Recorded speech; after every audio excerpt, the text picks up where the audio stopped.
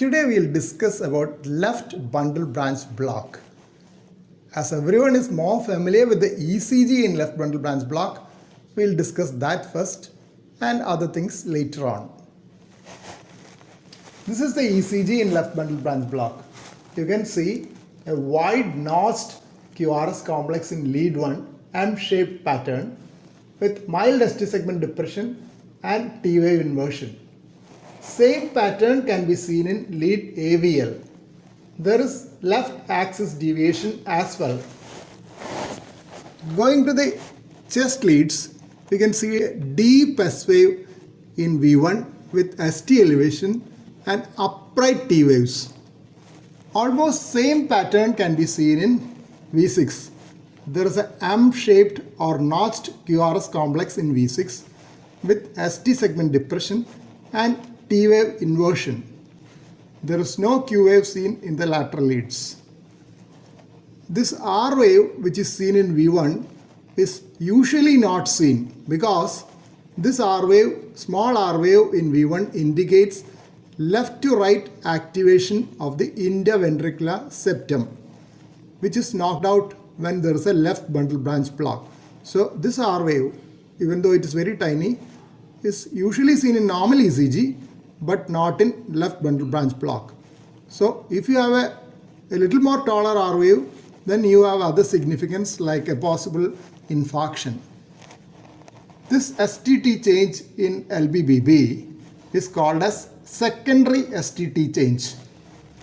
Now we move on to what you hear on auscultation. In a normal person, normal split is A2 first, P2 second, and the split closes in expiration. In left bundle branch block, there is a reverse split in which P2 comes first and A2 is next.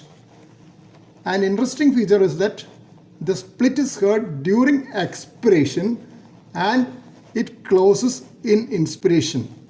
This is also known as paradoxical splitting of second heart sound in left bundle branch block. You can revise it. A2 P2 sequence in inspiration, split heard. A2 P2 sequence in expiration. Those two are normal.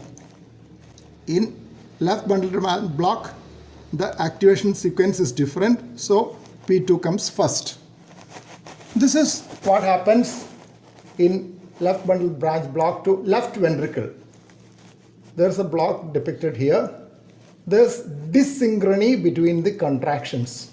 That is, normally lateral wall and septum should contract almost simultaneously so that left ventricle is pumping out blood into the aorta. But in left bundle branch block, there is a delay because the conduction is not through the fast conducting pathway.